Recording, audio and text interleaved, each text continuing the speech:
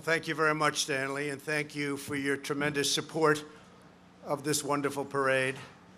Today, we come together as one nation to salute the veterans of the United States Armed Forces, the greatest warriors to ever walk the face of the earth.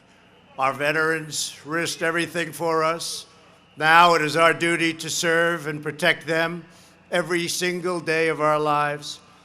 It is truly an honor to come back to New York City, right here at Madison Square Park, to be the first president ever to attend America's parade.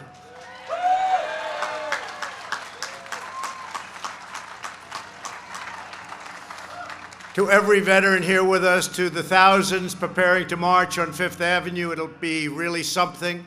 And to the 18 million veterans across our country, the First Lady and I have come to express the everlasting love and loyalty of 327 million Americans. I want to recognize Department of Veterans Affairs Deputy Secretary James Byrne for joining us. Thank you, James. Thank you, James. Great job. Pleased to report that our administration and all of the work that we've done, the veteran satisfaction with the VA is at 90%. It's the highest rate ever recorded in the history of this particular program, and that's awfully good, and we're very proud of you and the Secretary. Thank you very much. Great job. Also with us is New York City Mayor Bill de Blasio. Thank you very much, Mr. Mayor. Thank you. Along with many other distinguished guests. Thanks as well to everyone at the United War Veterans Council for putting on this incredible event, including Bill White, Doug McGowan, and a very special acknowledgement to someone who has devoted his life to this parade, Marine Vietnam veteran Vince McGowan. Thank you very much. Thank you. Thanks to each of you and all of the supporters whose generosity make this parade possible. Tremendous amounts of work has been done and tremendous, frankly, amounts of money has been donated, and we appreciate it, and we appreciate Stanley. We're very glad to be joined as well by the Honorary Grand Marshal of the parade, Marine Corps Commandant General David Berger, and the Sergeant Major of the Marine Corps, Troy Black. Thank you very much. Thank you. Thank you very much. Let us also show our profound appreciation to the 2019 Grand Marshals of the parade who have served in World War II, Korea, Vietnam, the Gulf War, and Iraq. This morning, as more than 30,000 patriotic Americans line the streets of Manhattan, we carry on a noble tradition that began 1 century ago. In 1919, the people of this city filled block after block to welcome home General Pershing and his 25,000 American soldiers after victory in World War I. Just a few years before, many of those soldiers had boarded ships not far from here at Hoboken Port. More than 4 million Americans fought in the Great War, and more than 116,000 made the ultimate sacrifice. At the 11th hour of the 11th day of the 11th month in 1918, the armistice was declared. The war had come to an end, and the Allies achieved a great, great victory. Every year since, on November 11th, we have shared our nation's deepest praise and gratitude to every citizen who has worn the uniform of the American Army, Navy, Air Force, Coast Guard, and Marines. We are profoundly moved to have with us veterans of World War II, including one of the Grand Marshals, Woody Williams. Thank you. Thank you, Woody. Thank you very much, Woody. To each veteran of the war, the glory of your deeds will only grow greater with time. This city is graced by your presence. This nation is forever in your debt, and we thank you all. We're also pleased to be joined by veterans of the Korean War, the Vietnam War, the Gulf War, and the War on Terror. You are the reason our hearts swell with pride, our foes tremble with fear, and our nation thrives in freedom. Would you please stand so that we can honor your heroic service, please?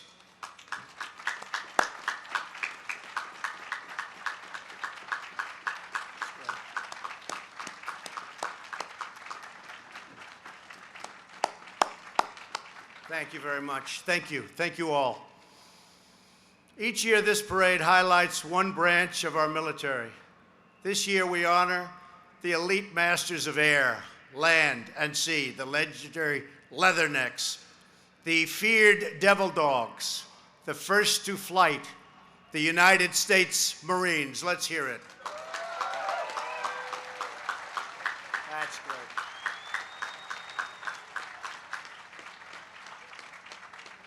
Yesterday, we celebrated the Marines' 244th birthday. That's pretty good.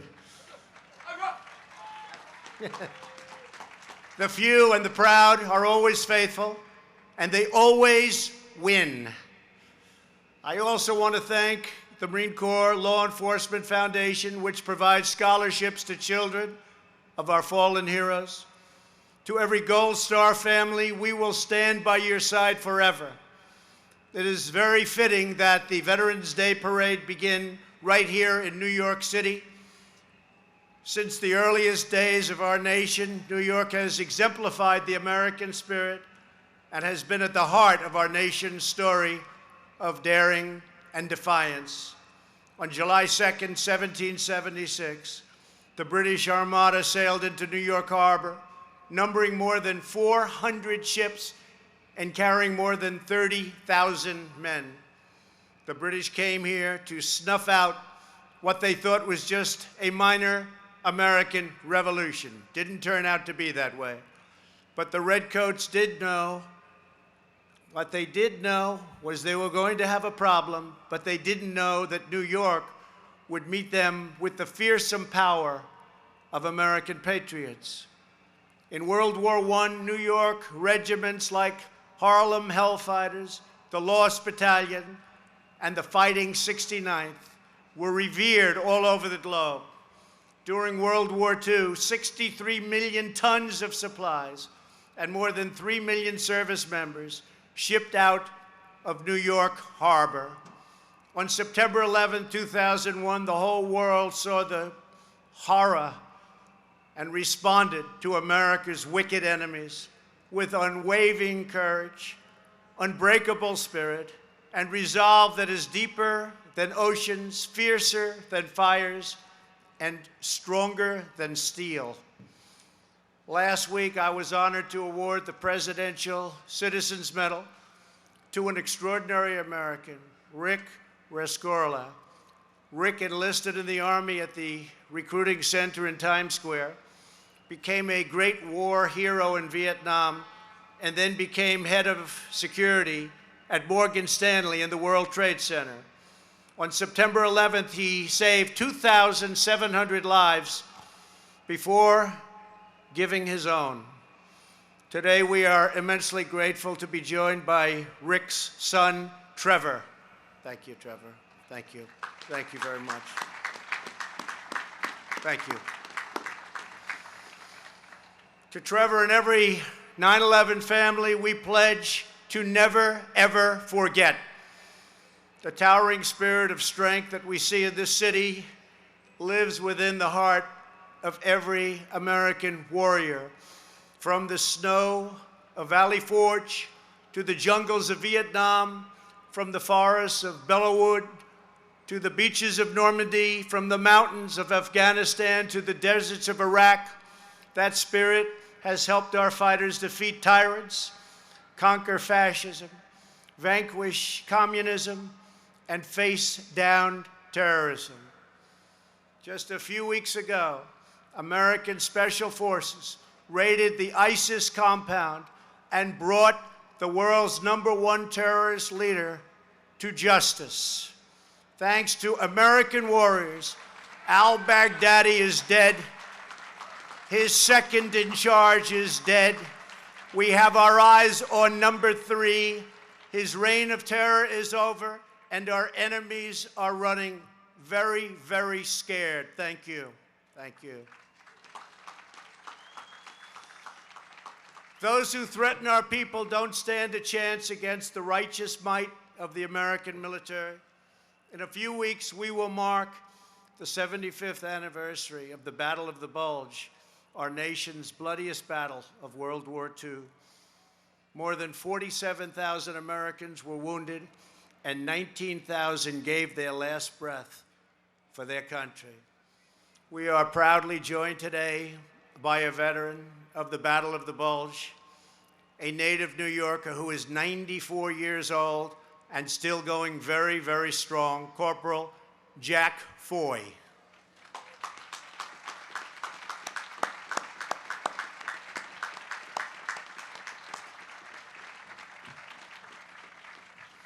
You look good, Jack.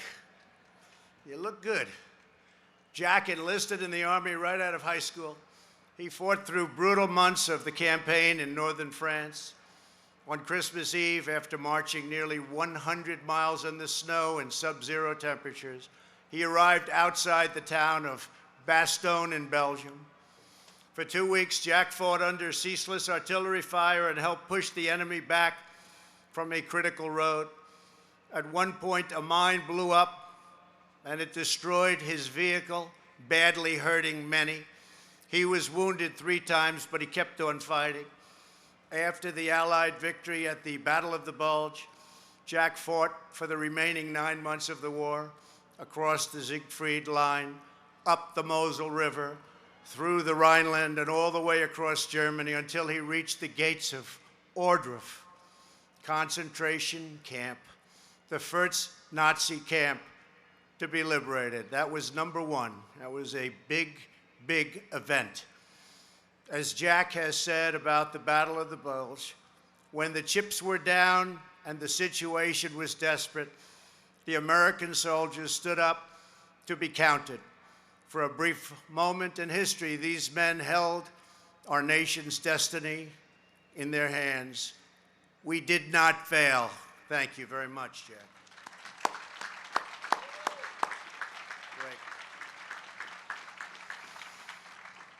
And Corporal Foy, we will forever be proud of what you and your fellow soldiers achieved for all of humanity. Also here with us today is Lauren Matthews, the granddaughter of a Battle of the Bulge veteran who has since passed away.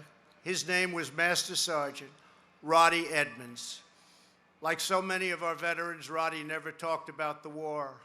Lauren never knew her grandfather's story until she embarked upon a school project about 10 years ago.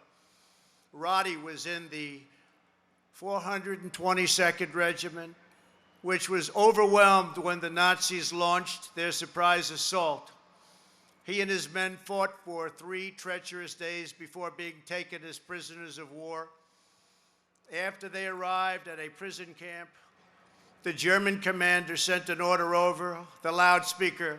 The Jewish American soldiers were all told to step out of line during roll call the next day.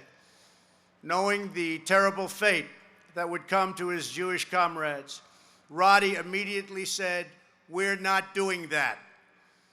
He sent orders to have every American step out of line with their Jewish brothers in arms. The next morning, 1,292 Americans stepped forward. The German commander stormed over to Roddy and said, "They cannot all be Jews." Roddy stared right back. He said, "We are all Jews here." At that point, the German put a gun to Roddy's head and demanded, "You will order the Jews to step forward immediately, or I will shoot you right now through the head." Roddy responded, "Major, you can shoot me, but you'll have to kill us all." Something.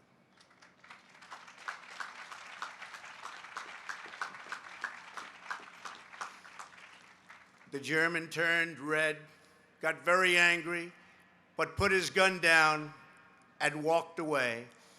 Master Sergeant Edmonds saved 200 Jewish Americans, soldiers that day, so proud to be Jewish and so proud of our country. Lauren, thank you for being here today as we remember your grandfather's unbelievable and exceptional valor. Lauren, please stand up. Thank you very much.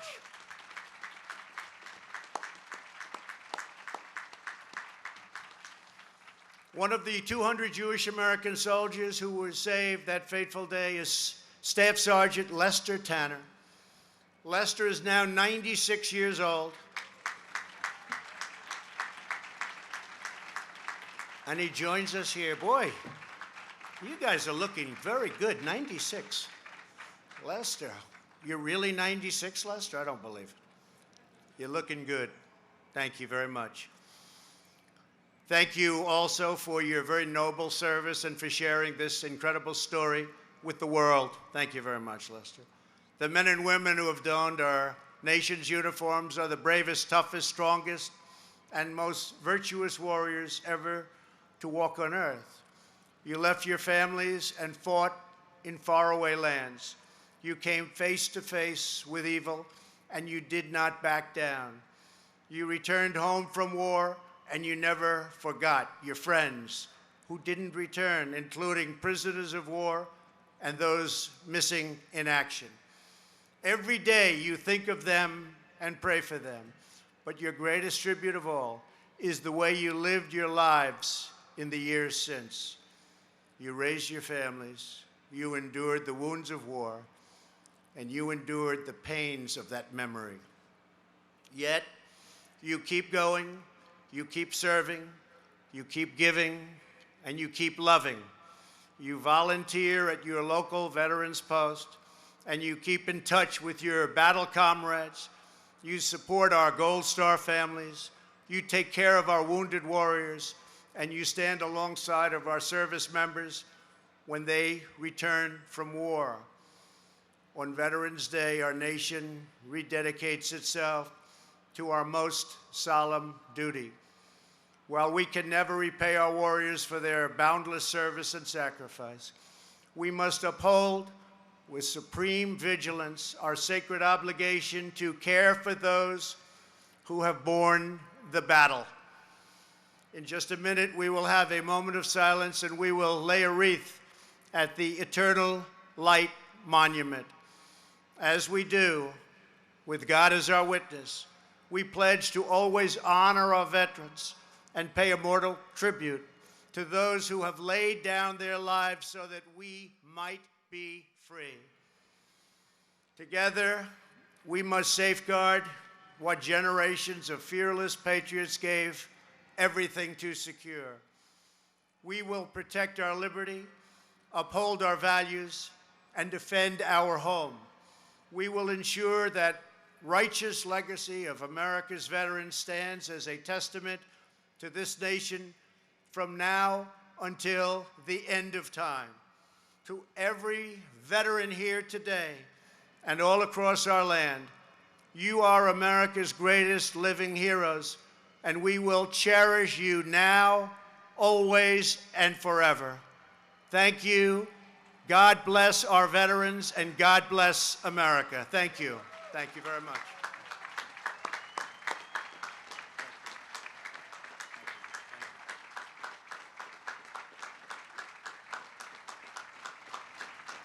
Thank you very much. Ladies and gentlemen, at this time, the Marine Corps Honor Guards will carry the Centennial Wreath to the Eternal Light Memorial. After the wreath is placed, there will be a moment of silence, followed by a rifle salute and the playing of taps. Please rise if you are able and remain standing throughout the ceremony.